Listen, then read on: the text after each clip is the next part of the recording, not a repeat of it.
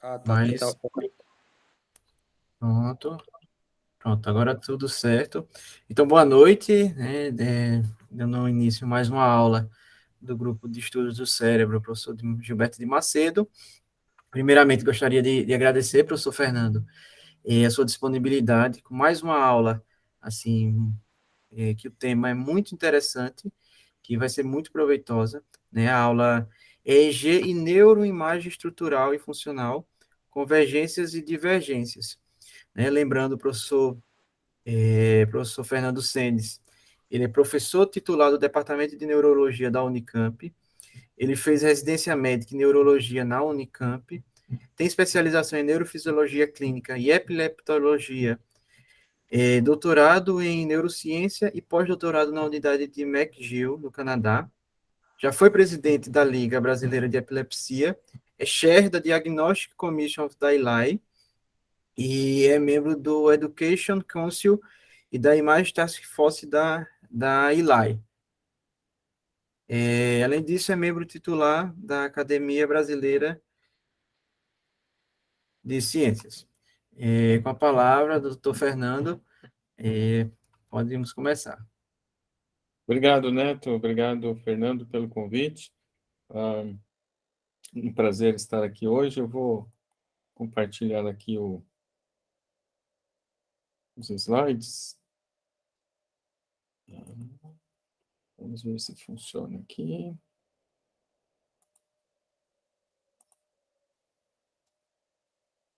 Ok. Estão vendo bem a tela? Tudo certo, professor. Tá. Bom, eu vou fazer aqui mais uma discussão, e o que eu preparei é muito mais no sentido de uma apresentação para reflexão, né?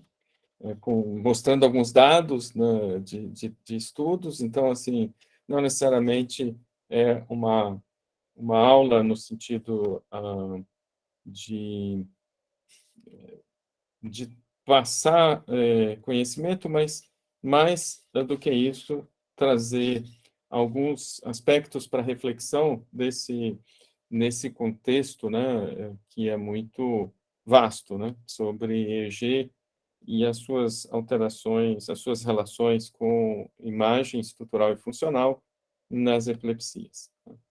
Bom, como todos sabem, a classificação atual das crises leva em conta não só os tipos das epilepsias, leva em conta não só os tipos de epilepsias, mas também, hoje, com um enfoque importante na etiologia, a gente sempre tentando encontrar a etiologia, e é claro que nas etiologias estruturais, a neuroimagem tem um papel fundamental, principalmente a ressonância magnética, ajuda em outros contextos, né?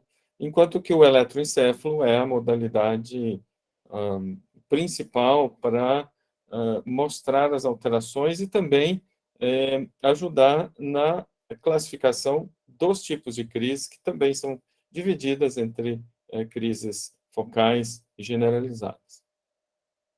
Também sabemos que o eletroencefalograma é um exame de baixo custo, pouco invasivo, mas depende também da qualidade da aquisição, do tempo de aquisição desses dados, e ele pode trazer muitas informações importantes, né?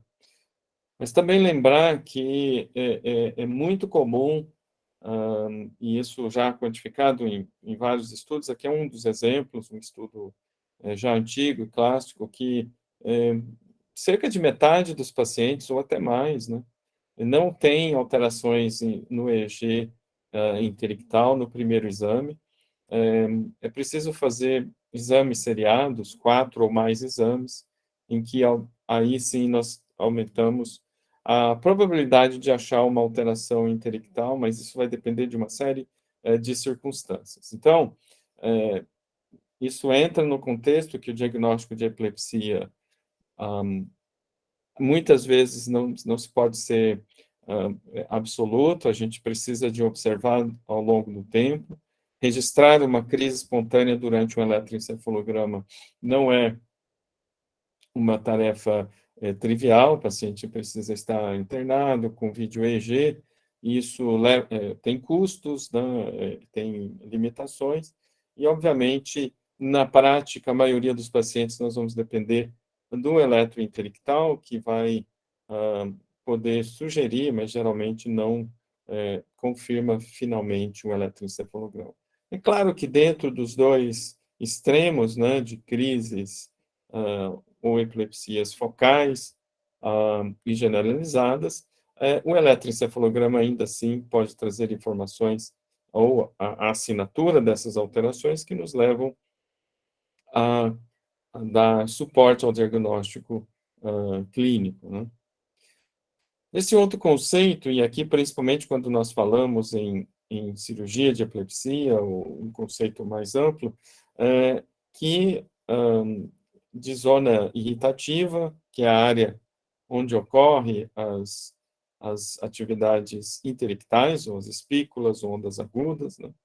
A zona epileptogênica, que seria, teoricamente, a região necessária e suficiente para gerar as crises epilépticas, e a lesão epileptogênica, que é a lesão estrutural subjacente a essa disfunção. Às vezes, a lesão epileptogênica pode estar imbricada de forma bastante interessante com a zona epileptogênica, mas nem sempre é o caso. Lembrando que maior parte das lesões são lesões que não contêm parênquima cerebral, não contêm córtex, né? São muitas vezes até destrutivas, né? Glióticas, e as crises, obviamente, necessitam de neurônios para serem geradas. Então, na maioria das vezes, essa zona epileptogênica ela está em volta da lesão devido às alterações estruturais e funcionais que essa lesão causa. São poucas lesões, poucos exemplos de uma lesão epileptogênica que tem uma epileptogenicidade dentro da lesão ou intrínseca, e um exemplo clássico é a displasia cortical focal, né? O vídeo EEG, ou telemetria, que muitas vezes se usa como um jargão, é um exame fundamental para que nós tenhamos certeza de documentar a crise habitual do paciente, devido à correlação do EEG com o comportamento durante a crise. Mas óbvio que essa investigação clássica com eletrodos não invasivos, né, com eletrodos scalp, tem limitações para alterações que são localizadas nas porções mais profundas do córtex cerebral, distantes, então, da calota craniana, e eletrodos intracranianos, tanto subdurais, como placas, ou eletrodos profundos, invasivos, podem diminuir essas limitações, porém, existe custo, risco, né, complicações, e não é um procedimento, né, trivial. Hoje nós temos uma visão da inter-relação dessas várias modalidades, né? E isso tem mudado o conceito de como a gente lida com essas informações. E o eletroencefalograma, para muita gente, inclusive eu me enquadro nesse grupo, que não necessariamente ele é né, o cálice sagrado, ou seja, é a única informação, é muito importante, talvez a mais importante na maioria das situações, mas ela deve ser vista dentro de um contexto em que integre outras modalidades, e aí entra os diversos tipos de neuroimagem estrutural e funcional, né? As modalidades de medicina nuclear, a ressonância funcional e outros, que podem ajudar a entender melhor a biologia dessa disfunção, e isso, como o título sugerido, traz muitas controvérsias, né? Um fato que é muito claro quando a gente fala de cirurgia de epilepsia é que, disparadamente, independente de qualquer tipo de investigação, a presença de uma lesão, né, e o tipo da lesão é o mais importante quando nós falamos de prognóstico. É claro que também a ressecção completa dessa lesão é importante para o prognóstico deste paciente. E óbvio que, a depender do tipo da lesão, quando a gente fala ressecção completa, nós estamos falando a zona em volta dessa lesão, que em geral é que é a zona epileptogênica propriamente dita, né?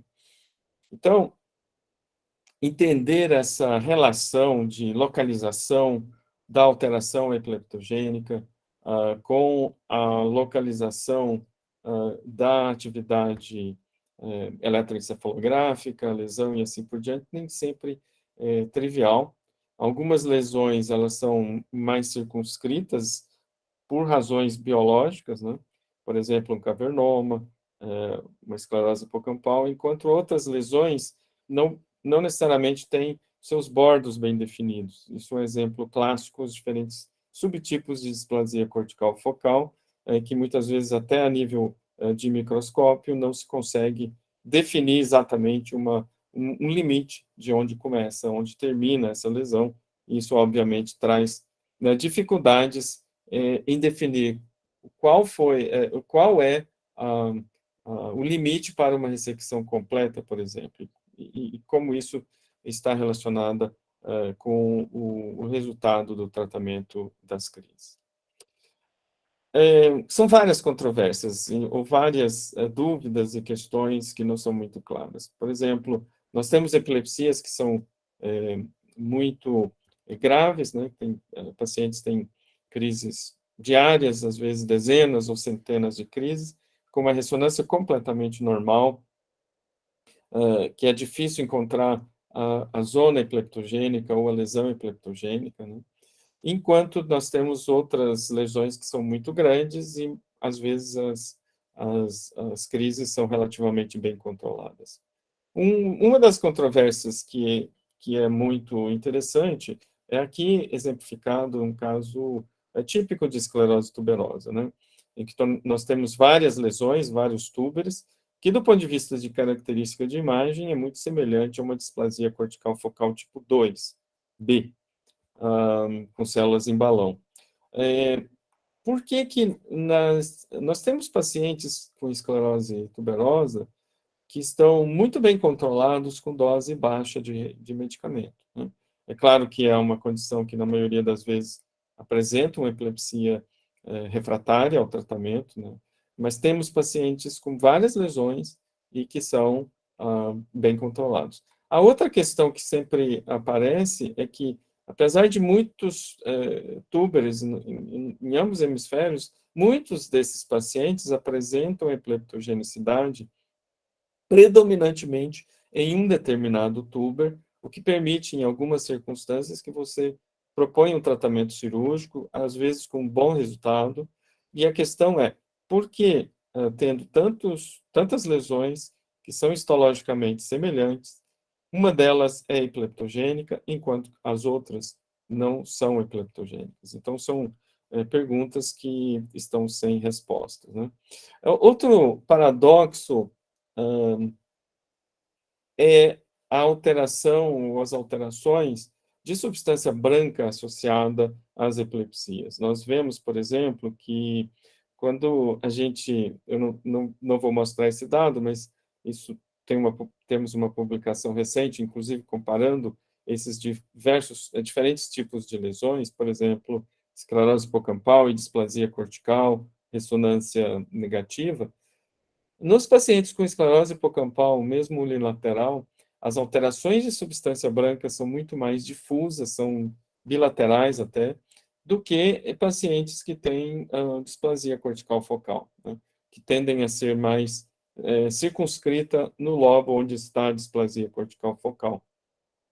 Mesmo que sejam pacientes que, em geral, têm uma carga de crises, uma frequência de crises muito maior do que na esclerose hipocampal.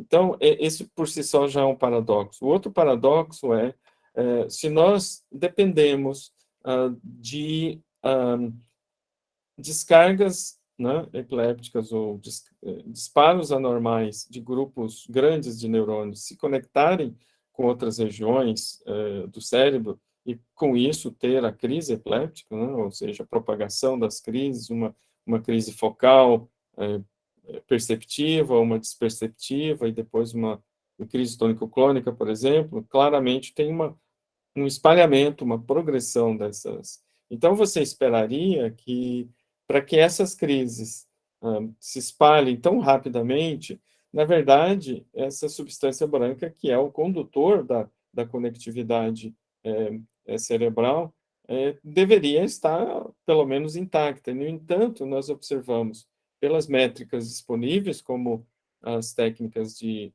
difusão, imagem por difusão, que existe uma alteração, né, uma alteração significativa microestrutural na substância branca, e principalmente nos principais feixes de conexão.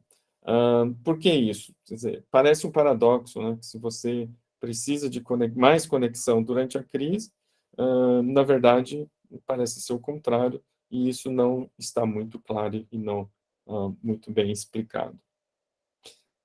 Uma das ferramentas que tem ajudado, isso tem sido aplicado em várias situações, é a possibilidade hoje de aplicar ferramentas de inteligência artificial com Big Data, né, com dados volumosos em vários campos da neurociência, e na epilepsia isso está cada vez mais presente, e nós sabemos que isso pode ser utilizado, por exemplo, para a detecção de uma lesão, tipo uma displasia cortical focal, que muitas vezes é muito difícil de ver ao olho nu. Frequentemente, essa ressonância é lida como normal, né?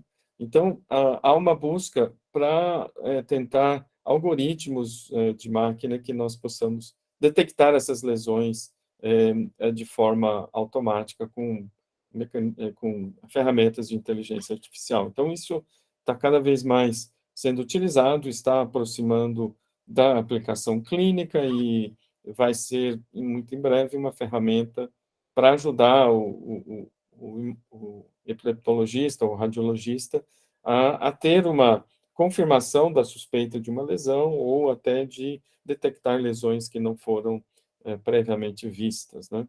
Mas esses algoritmos de inteligência artificial podem ser aplicados em vários aspectos. Esse é um outro exemplo que aqui, usando ferramentas, né, de inteligência artificial e de aprendizagem de vários algoritmos, a gente pode criar nomogramas ou ferramentas de predição, e aqui usando dados de eletroencefalograma básicos, né, de rotina, não estou falando aqui, né, de exames invasivos, aqui são exames com EEG de escalpo, né, e que a introdução dos dados do eletroencefalograma no modelo ajudou a melhorar muito essa predição, e aqui a gente pode entrar os diferentes dados nessa ferramenta online e ter uma probabilidade de outcome. Mas o mais interessante ainda é que há muito tempo se utiliza do registro do eletroencefalograma, dos sinais de um eletroencefalograma, mesmo do eletroencefalograma de base, né, sem anormalidades, e a quantificação desses sinais podem trazer informações importantes. Todavia, isso ainda não está tão muito claro na aplicação clínica, mas está sendo cada vez mais investigado. E aqui, de novo, entra a possibilidade de usar ferramentas de aprendizado de máquina, que é uma sub-área da inteligência artificial, e esse exemplo mostrando que trechos, né, breves trechos de EEG, de rotina interictal, em que os trechos selecionados eram trechos normais, né, sem nenhuma alteração de onda lenta ou de espículas, e utilizando métodos de quantificação, o spectral power e análise de coerência, etc., mostra que é possível fazer predições em relação, por exemplo, a sucesso de ressecções de lobo temporal em epilepsias com pacientes com epilepsia de lobo temporal. Ou seja, existem vários outros trabalhos cada vez chegando mais próximo, usando esses mesmos algoritmos, né, ou semelhantes, para detectar ou classificar se um paciente tem uma epilepsia de lobo temporal, ou extratemporal, ou não tem epilepsia, ou mesmo, quem sabe, para determinar se a resposta a fármacos vai ser mais favorável ou menos favorável, simplesmente usando um traçado, uma parte do traçado visivelmente normal desses pacientes. Então, são várias aplicações que podem ajudar a entender um pouco melhor essa relação. Porém, a relação entre as alterações intelectais e as alterações da ressonância, elas não são tão óbvias, e, como já mencionamos, algumas vezes temos, digamos, conflitos, né? Vou dar alguns exemplos, né? Um exemplo é que existe uma relação entre o, as espículas intelectais e também a atividade delta, principalmente a atividade delta rítmica no lobo temporal, chamada o TIRDA, né? E esses são trabalhos um pouco antigos, mas mostram claramente que existe uma relação com a atrofia hipocampal, com sinais de esclerose hipocampal, ou seja, são marcadores interessantes desta patologia. E, com isso, nós pensamos que, se é um marcador interessante, provavelmente a gente pode ter, então, esse marcador junto com a presença da atrofia hipocampal e, quem sabe, usando isso, prever a lateralização de crises nesses pacientes. E, realmente, esse trabalho mostrou, por exemplo, que quando os pacientes apresentam esclerose hipocampal unilateral, isso prediz a presença de espículas intelectais predominantemente ou exclusivamente no lado da atrofia hipocampal. Né? Isso numa série, e mais recentemente a gente confirmou isso em também uma série maior de pacientes, num estudo comparativo entre um grupo que foi submetido a vídeo EEG, outro não, e é possível em um grupo muito específico de pacientes até predizer ou fazer com que seja óbvio o registro do vídeo EEG nesses pacientes, mas tem que ser feito com cautela.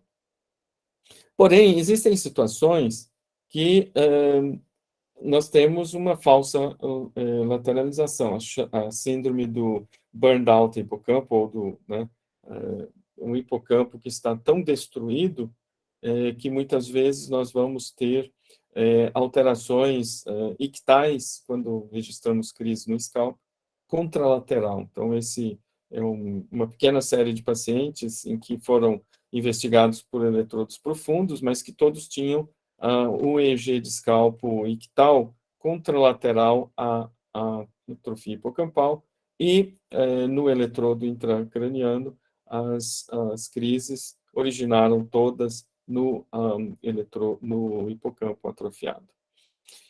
Aqui dentro dessa, ou seja, essa é uma patologia que é muito, digamos, premonitória para a epileptogenicidade dentro de um determinado contexto clínico específico. Agora, existe já também aqui um outro paradoxo, né? Crises dependem de neurônios, né? E nós temos uma estrutura que está atrofiada, que perdeu neurônios, né? Que tem mais... Óbvio que tem alterações aí de conectividade, mas não deixa de ser um certo paradoxo, justamente uma área onde eu tenho uma perda de neurônios, né? Eu vou ter mais epileptogenicidade. Então, isso são coisas que ainda não são muito claras, né? Um paradoxo ou uma questão que é muito debatida tanto no ponto de vista de pesquisa clínica quanto básica é se e quando existe progressão das epilepsias, né? Se as epilepsias são doenças progressivas e se essa progressão relaciona-se com crises ou não, né? O Gowers já disse, muito tempo atrás, que uma crise gera crise, ou seja, implicando que quanto mais crises, mais propensão a ter crises, e isso segue ainda debatido. O que nós temos hoje é que existe, sim, evidências de imagem e outras evidências que em algumas formas de epilepsia de lobo temporal mesial, por exemplo, existe uma progressão de dano ao longo da vida, né? Mas não é tão simples assim, porque muito do que nós temos em termos de déficit cognitivo ou alterações outras, né, elas são presentes desde o início da epilepsia ou até precedem a epilepsia. É claro que a frequência de crise pode agravar alguns desses fatores, mas grande parte das comorbidades são relacionadas a um dano pré-existente. Porém, em cima desse dano pré-existente, existe uma progressão. Tá?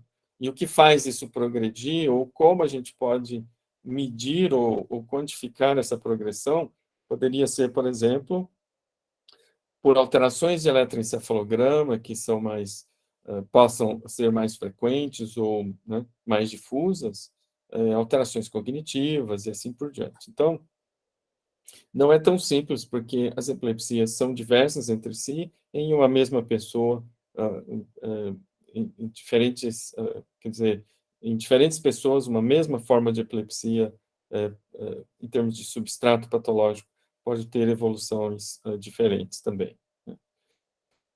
Aqui um outro paradoxo. Como eu falei da progressão, que são dois estudos, um avaliando longitudinalmente eletroencefalogramas, né? Aqui, basicamente, atividade intelectual, que nós perguntamos em relação a espículas ipsilaterais da esclerose hipocampal, todos os pacientes com esclerose hipocampal unilateral, e aqui um número muito grande de pacientes, né? Ao longo do tempo, e aqui foram 314 pacientes, e analisados mais de 4.000 eletroencefalogramas de rotina nesse grupo de pacientes ao longo da evolução, né, com duração de mais de 30 anos na maioria desses pacientes.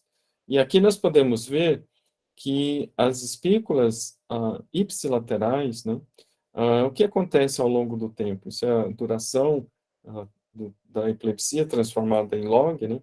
E nós podemos ver que o que acontece, há um aumento, né, do número de EEGs com alteração ipsilateral à esclerose hipocampal, ou seja, parece sim ter uma piora ao longo do tempo, ao mesmo tempo que os EEGs normais, né, vão diminuindo ao longo do tempo, então isso parece lógico, mas o interessante, talvez o mais interessante desse estudo, é que as alterações bilaterais ou as espículas contralaterais permanecem estáveis, mesmo décadas depois da epilepsia. Então, apesar dos EEGs normais diminuírem e a frequência de alterações ipsilaterais aumentar, os eletros bilaterais, que poderiam refletir, então, por exemplo, progressão da doença, eles se mantêm constante, né? Então, isso parece um paradoxo. Do outro lado, nós temos um outro estudo aqui, usando neuroimagem, em que nós avaliamos pacientes que estavam livres de crise, né, com esclerose hipocampal ou ressonância negativa, todos os pacientes com epilepsia de lobo temporal mesial, e esses pacientes mostraram, com ressonâncias repetidas, né, mostraram uma progressão da atrofia de substância cinzenta fora do lobo temporal ou extra-hipocampal, né, mostrando então que existe pelo menos por essa medida, uma progressão independente da frequência de crise, porque esses pacientes estavam todos livres de crises entre as imagens quantificadas. Então, nós temos, por um lado, parece haver uma progressão da doença, por outro lado, alguns dados, como, por exemplo, quão difuso é o eletroencefalograma, parece não estar muito coerente, né? Então, ao contrário do que nós esperávamos que com mais duração de epilepsia, nós tivéssemos mais alterações bilaterais, né?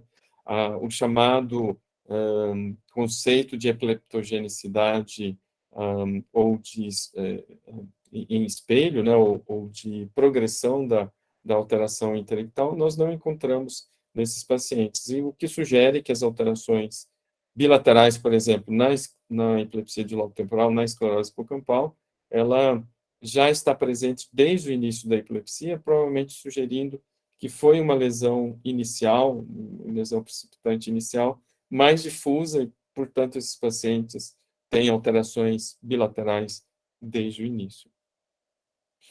Um outro ponto importante para comentar nesse contexto é falar sobre a ressonância funcional. Como vocês sabem, ressonância funcional ela usa uma medida intrínseca, que é o nível de oxigenação do sangue, né? Então, ela compara diferentes situações, então tem diferentes maneiras de fazer isso, mas quando o oxigênio sai ou entra na hemoglobina, há uma mudança da estrutura da célula, e isso faz que a hemoglobina passe a ser paramagnética ou não, dependendo se é oxi ou deoxihemoglobina. E com isso nós podemos ter uma curva chamada curva de resposta hemodinâmica, né, aqui ilustrada por experimentos iniciais no córtex visual. É uma medida indireta, mas nós temos, então, uma porcentagem de mudança a partir da atividade regional daquela parte do córtex cerebral. Então, você tem um aumento do sinal BOLD e depois uma queda, ou que seria o BOLD negativo, né? Então, com isso, nós podemos fazer várias hipóteses e fazer uma análise de ressonância funcional usando esse contraste intrínseco, né? O clássico é o chamado paradigma em castelo, em que você tem momento de sem tarefa, momento com tarefa e assim vai, por isso que parece um castelo medieval, né? Então, você tem esse castelo, sim, não, e com isso você soma todas as sem tarefas e com tarefa e faz literalmente uma subtração e uma análise estatística que vai demonstrar, no caso aqui, por exemplo, de mexer um dedo, uma atividade BOLD no hemisfério contralateral, na localização da mão, né? Então, essa é uma tarefa bastante robusta, um sinal bastante robusto, e que pode ser usado em outras situações, né?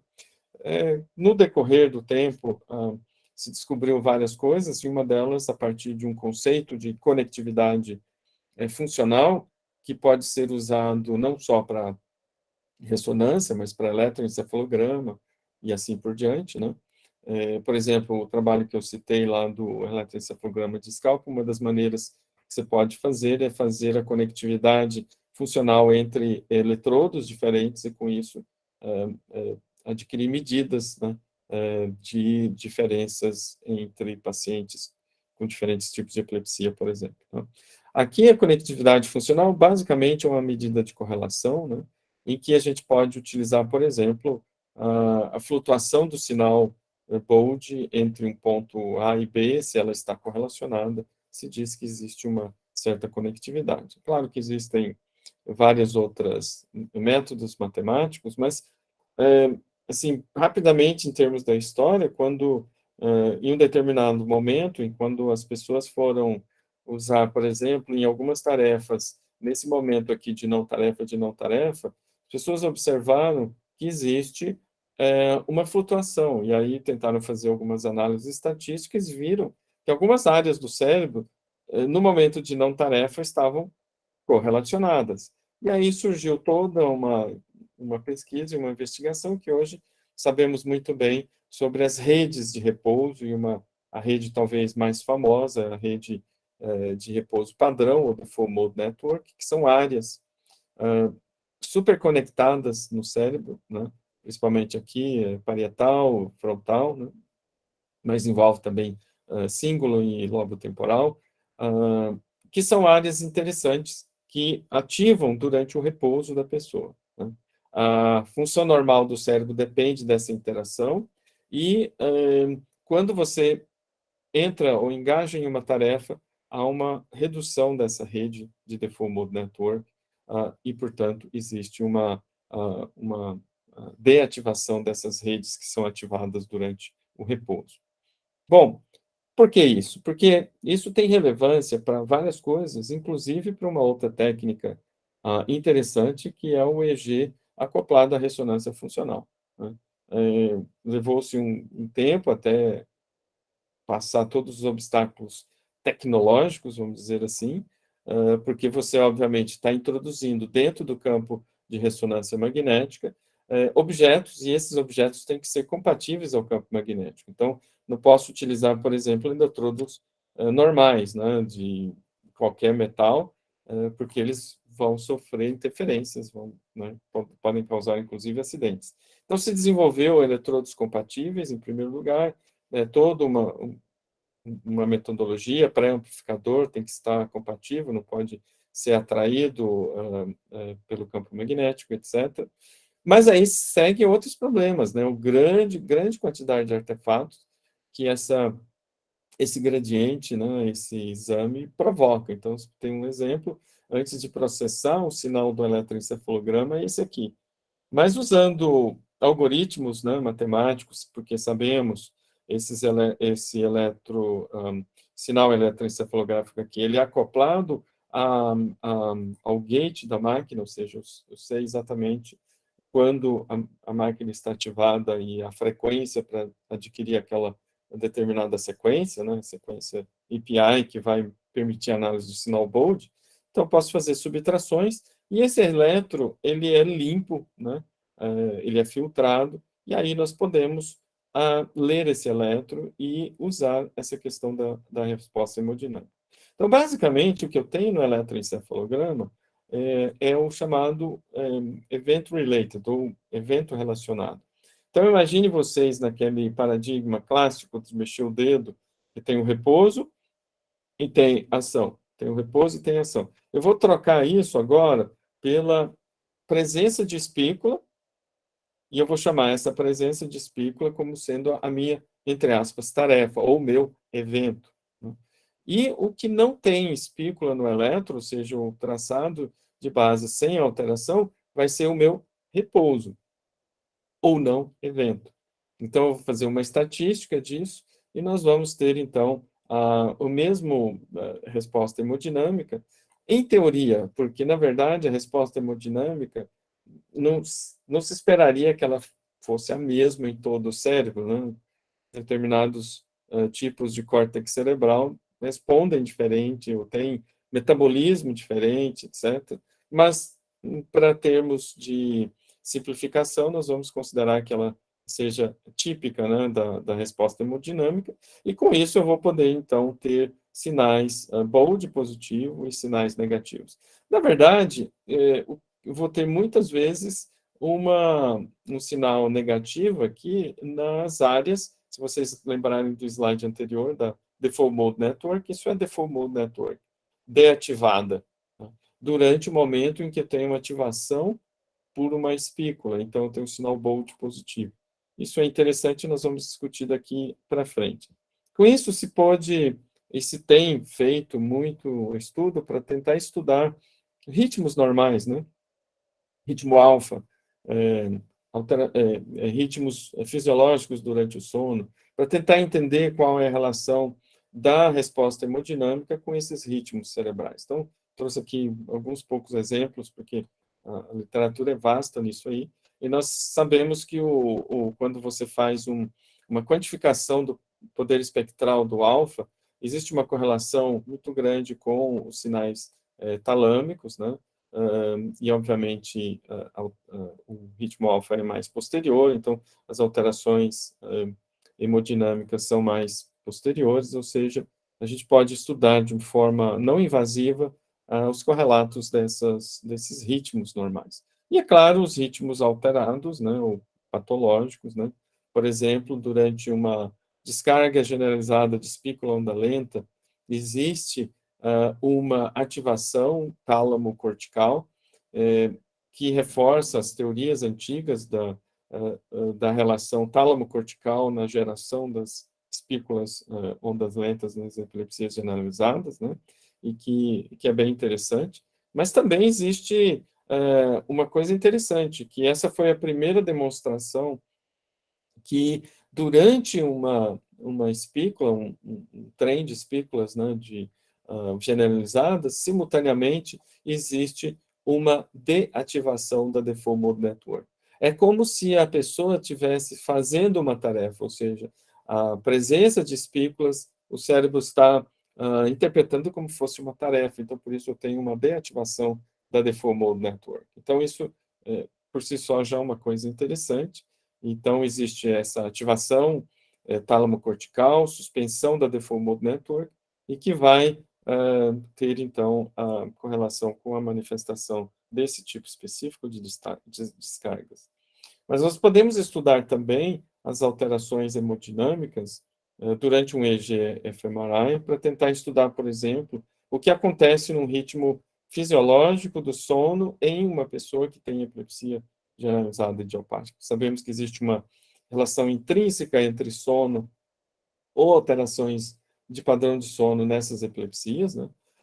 E aqui é um estudo mostrando que existe quando fora de alterações intelectais, fora de crise, existe uma alteração do padrão, né, de resposta hemodinâmica relacionada às ondas agudas do vértex nesses pacientes com epilepsia de lobo, epilepsias generalizadas, né, comparado aos controles normais. Então, existe uma alteração tálamo cortical, tálamo subcortical, mesmo fora da presença destas espículas ou ondas agudas generalizadas. Esse é um outro um exemplo. É muito difícil você registrar crise durante uma aquisição de EEG-fMRI por razões óbvias, né? O indivíduo está dentro de um tubo, então se ele tem uma crise, você tem que retirá-lo por segurança, né? Mas existem exemplos, existem situações em que, às vezes, o paciente tem a crise e o início da crise não há muita movimentação e só se percebe a crise alguns segundos depois. Esse é um exemplo de uma paciente com epilepsia focal, frontal, mas que mostrava alterações difusas no eletroencefalograma, né? E aconteceu dela ter uma crise e por vários segundos essa paciente ela tinha uma crise, grande parte das vezes, hipomotora, né? O que não é o mais comum em epilepsia frontal, mas muitas de suas crises eram hipomotoras e, por isso, foi possível registrar essa crise. Observe o que acontece durante a crise, aqui vai ser um mapa do sinal BOLD, né? É uma crise focal, lembrando, né? Mas eu tenho aqui de 12 segundos antes até 6 segundos depois do início da crise, o que vai acontecer dinamicamente com essa resposta hemodinâmica do sinal BOLD. Vocês podem ver que, primeiro, a paciente, deixa eu voltar, a paciente estava ali, deitada, de olhos fechados, tranquilo. O que eu tenho aqui? Uma alta correlação da Default Mode Network, então esse é um padrão esperado, né, de alta conectividade dessas regiões da Default Mode Network. A crise vai começar, essa Default Mode Network vai progressivamente sendo diminuída, shutdown. Aí tem digamos, um bold negativo difuso, provavelmente já indo por um possível pós-ictal, mas existe uma forte redução ou deativação dessa Default Mode Network numa crise focal. E depois de processados os dados dessa paciente, apesar do eletro ser difuso, a gente consegue ver uma alteração bem localizada naquele eletro, né? Mas existem limitações, né? Quando a gente fala de espículas interictais, nem todos os trabalhos e nem todos os pacientes nós conseguimos aquela resposta esperada. Por que alguns pacientes não mostram uma localização muito específica? Porque alguns pacientes têm uma localização difusa dessas respostas hemodinâmicas. Isso não sabemos, pode ser por razões diferentes, mas existem algumas questões. Por outro lado, existem trabalhos que têm demonstrado que realmente, e essa é uma teoria que parece ser verdadeira e bastante interessante, que é a teoria do grupo de Montreal, e que realmente a resposta hemodinâmica está relacionada à área do cérebro que tem maior gasto de energia. E o maior gasto de energia é onde essas espículas se originam e não para onde elas se espalham. Portanto, você vai ter uma resposta hemodinâmica mais robusta e substancial no local onde essas descargas se originam. Então, isso traz uma possibilidade, e aqui um dos estudos do grupo de Montreal, que depois correlacionou com elétrons profundos também, a gente pode ver que na presença de espículas, apesar de você ter várias alterações de Bold, né, inclusive o Bold negativo, é possível, se levar em conta o timing exato dessas espículas, ver onde elas iniciam, para onde elas se espalham, e aqui, posteriormente, o paciente investigado com eletrodo intracraniano pôde comprovar exatamente onde está as alterações. Então, por exemplo, aqui uma descarga que tem uma atividade lenta, né? E aí esse paciente depois foi para um eletrodo profundo e se confirmou a localização máxima dessas alterações, né? Então, parece que essa resposta hemodinâmica, em várias circunstâncias, ela pode, inclusive, predizer o que vai acontecer num EEG invasivo, porque você tem aí a área de maior gasto energético, ou a área com maior sinal Bold positivo. Com isso, aqui, por exemplo, outro exemplo, né, de a paciente tem uma espícula, e aí se analisa dependendo do tempo que se analisa essa resposta, a gente pode ter uma área que muito bem localizada aqui nessa região frontal, e que não seria possível só com o eletrodo de scalp, né? Por isso, então, vem um conceito hoje da Spike Onset Zone. Eu discuti anteriormente a questão da zona irritativa, mas parece que existe uma área que é onde está a resposta hemodinâmica mais robusta, né? Porém, as coisas não são sempre tão claras, né? Existem paradoxos ou controvérsias. Esse é um trabalho em que nós tentamos correlacionar a localização máxima do Bold dessas espículas interictais no grupo de epilepsia de lobo temporal, na verdade, não há uma relação entre essa resposta hemodinâmica e as áreas de maior alteração estrutural. Então, não parece haver uma correlação direta entre onde ocorre essas alterações hemodinâmicas mais distantes com a alteração estrutural medida por morfometria baseada em voxel. Mas precisamos entender melhor de onde ocorre e como ocorrem essas alterações. Então, o EG-fMRI, a correlação, pode ajudar a revelar alterações hemodinâmicas interessantes, né? E num contexto de avaliar, na verdade, redes, e não uma epilepsia focal, porque cada vez mais nós sabemos que as epilepsias focais, elas não são tão focais assim, né? São doenças de rede, e saber como essa rede se comporta, como ela se relaciona no período interictal, periictal, né? É importante para poder entender melhor e talvez pensar em maneiras mais eficazes de tratar essas condições, né? Então, a definição da zona epileptogênica hoje deve ser pensada na integração de uma série de fatos, né, ou de fatores, não só o eletroencefalograma, mas técnicas multimodais, e com isso nós possamos, talvez, entender melhor essa rede e proporcionar um tratamento não farmacológico, quando é indicado, para esses pacientes de uma forma mais adequada e com melhor resultado ao final do dia. Com isso, eu termino aqui, estou aberto a perguntas, se houver alguma. Obrigado.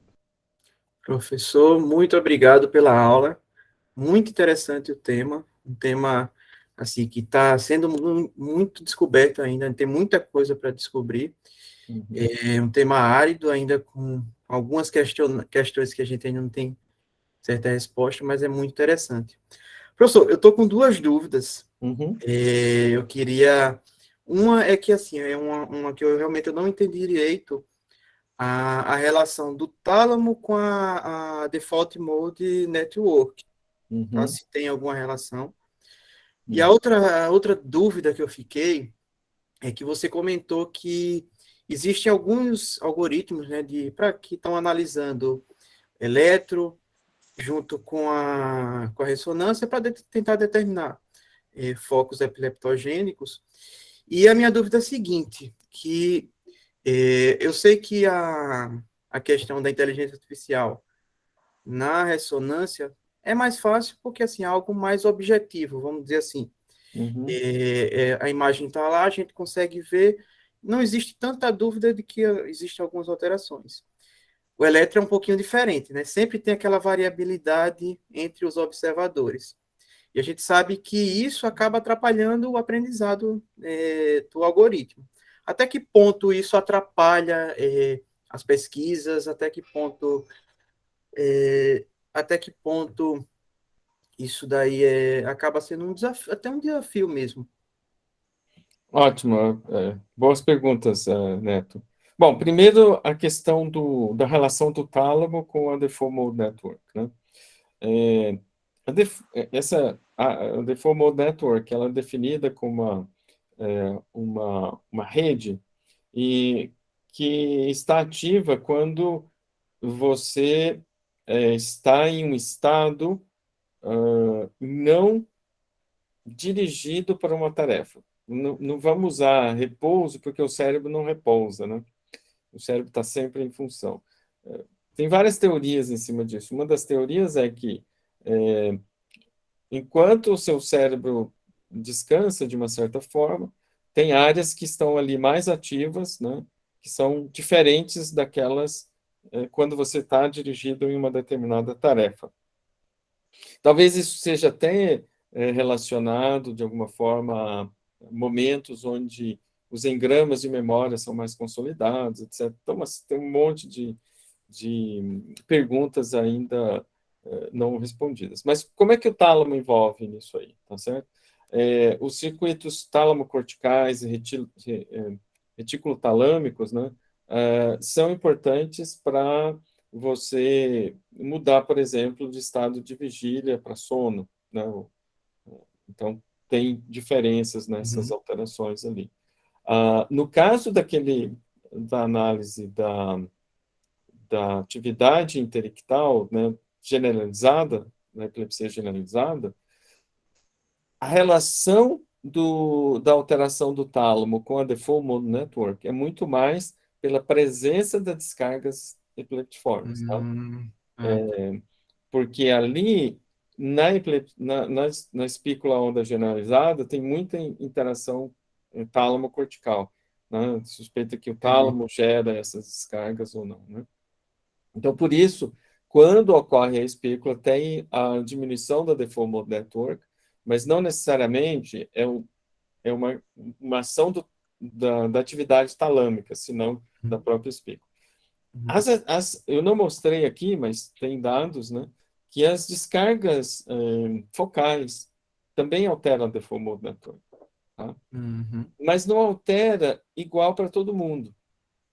Então, por exemplo, tem alguns dados preliminares que ainda precisam ser confirmados, mas assim, que parecem interessantes, em que, por exemplo, se você comparar o grupo de pacientes com o mesmo tipo de epilepsia focal, né, em que durante a descarga intelectual a Default Mode Network é deativada, versus o grupo em que essa Default Mode Network não é deativada durante as espículas, parece que eles têm resposta diferente a tratamento clínico, cirúrgico, e provavelmente tem um padrão de déficit cognitivo, incluindo memória, é diferente.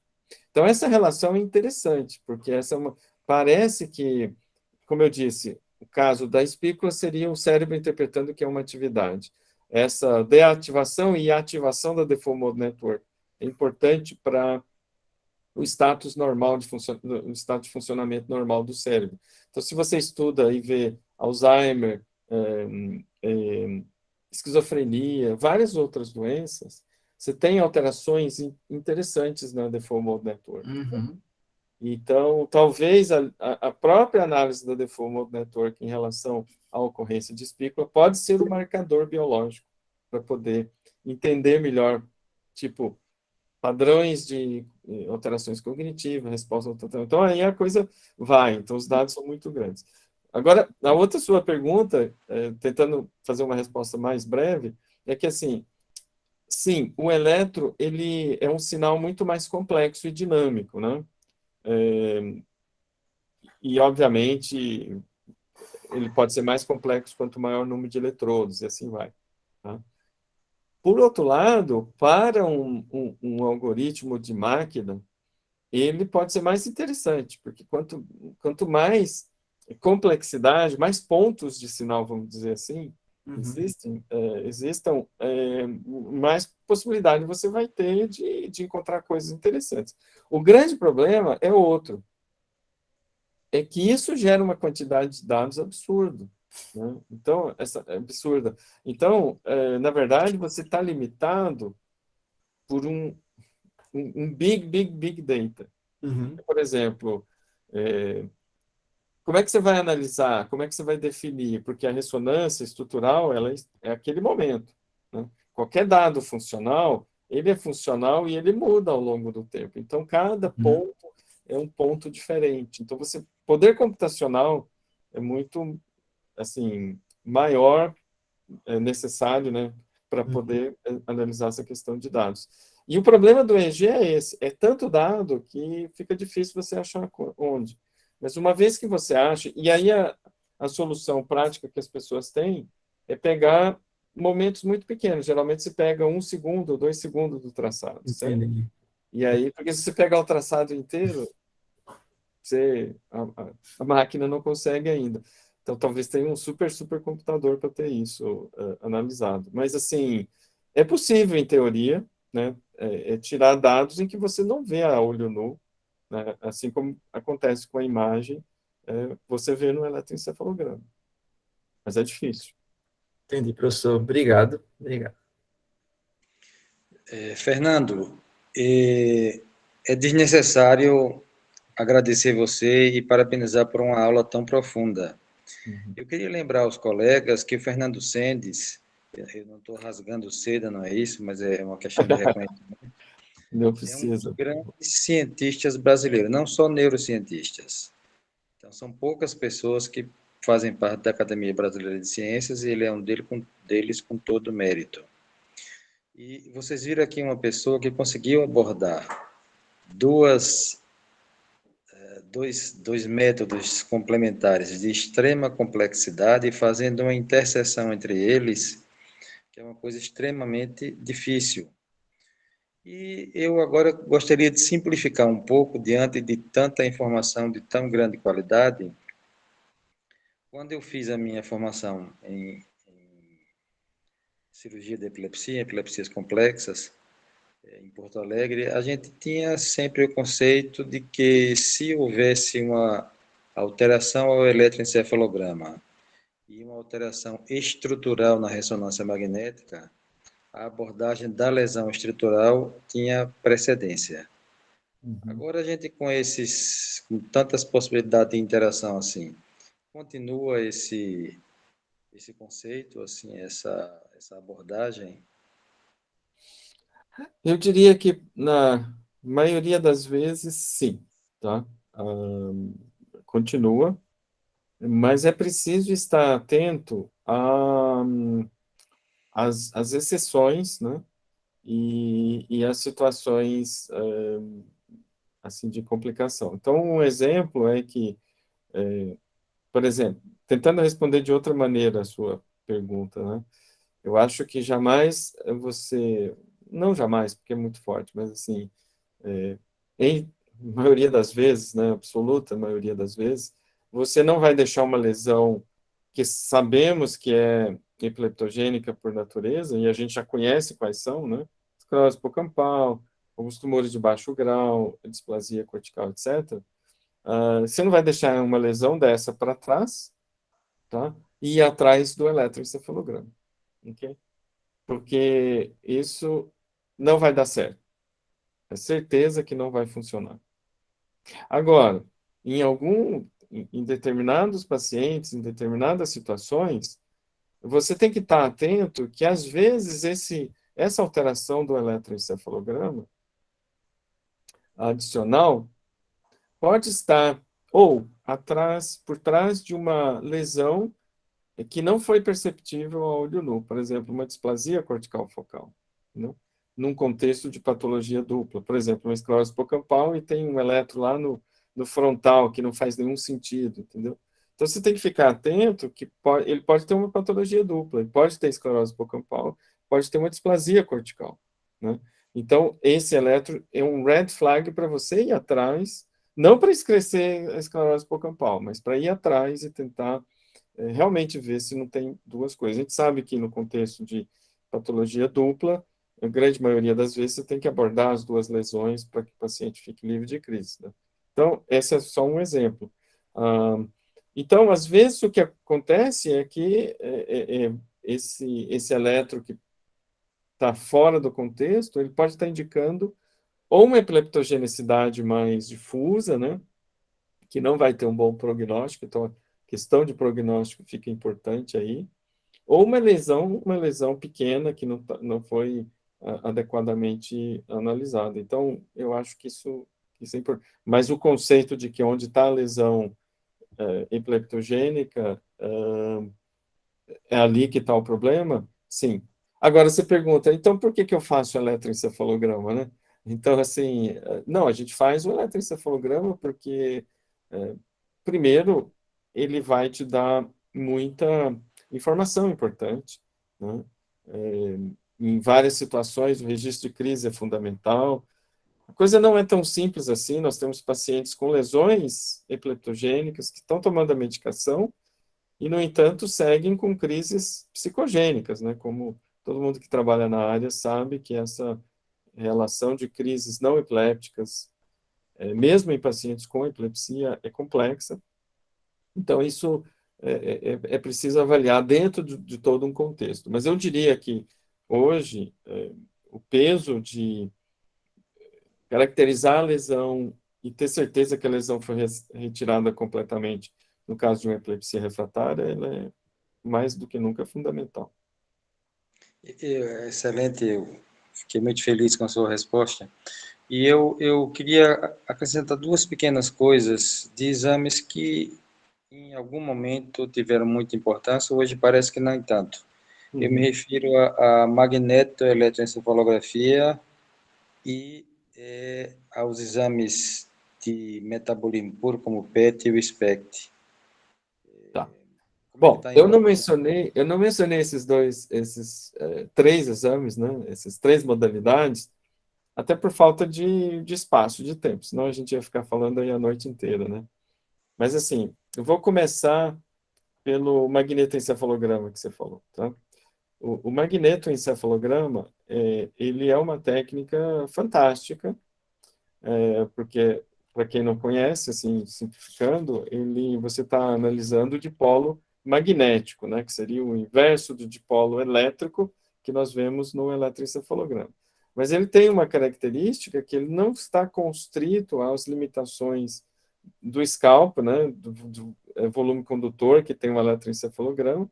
Então, você consegue ver focos mais profundos, principalmente focos com dipolo horizontal, muito melhor no magnetoencefalograma. Então, é uma técnica que traz vantagens óbvias, tá?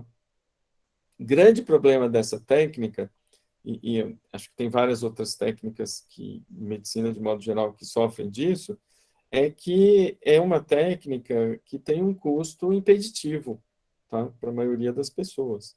Então, você está falando de um investimento não só de aparelho, mas de manutenção, que é igual ou maior, né? Dependendo da situação, é maior do que um aparelho de ressonância magnética, entendeu? De 3 Tesla, por exemplo, tá? Então, assim, e é um aparelho que vai te trazer digamos, uma informação que pode ser redundante, às vezes com o EG-fMRI, com o próprio eletroencefalograma você coloca mais eletrodos, chamado dense array, você pode fazer de polo também, pesquisa de polo com eles. Então, assim, o grande problema do magneto é o custo da técnica, né? E a complexidade e o custo da técnica. Então, ele não é um exame tão barato, e muitas vezes ele traz informações que os outros modalidades mostram. Agora, o PET FDG, principalmente com o advento o PET costumava ser um exame muito caro e muito complexo, principalmente no início. Você tinha que ter uma produção de radiofármaco no local, era para poucos lugares, né? Era um exame muito caro. E até fazendo um paralelo, se o PET continuasse como era na década, porque o PET precede a ressonância, certo? Todos os exames de ressonância funcional que nós falamos hoje, toda a metodologia de análise de ressonância funcional foi emprestada ou foi roubada, né, do PET. Ela foi desenvolvida do PET. Todo exames funcionais, esses algoritmos, né, de estatísticos, de analisar, por exemplo, tarefa de linguagem, tudo, foi do PET. Isso foi desenvolvido no PET, tá? Mas aí você precisa de um outro sistema, você tem que ter ou oxigênio marcado, uma meia-vida muito curta, então você tinha que estar do lado de um ciclotron e trazer por um tubo aquele material radioativo. Então, era uma tarefa muito cara e complexa, mas que desenvolveu todas essas técnicas. Tá? Se o PET continuasse com a relação custo-benefício, como era lá na década de 80, né, começo de 90, hoje ele não teria tanta aplicação, porque o que barateou o PET? O PET foi barateado com o advento do PET-CT, né? E a fabricação de deoxiglucose, que é estável, que você pode comprar ela, você não precisa, você pode ter um ciclotron, né? Lá em São Paulo e levar para uma cidade do interior, então você não precisa ter localmente um ciclotron para produzir o radiofármaco. Agora, é um exame fantástico para oncologia. E por conta disso, essa técnica se espalhou e o custo do exame reduziu muito. Então, hoje, o PET-CT, em qualquer hospital que tenha oncologia, tem um PET-CT, certo?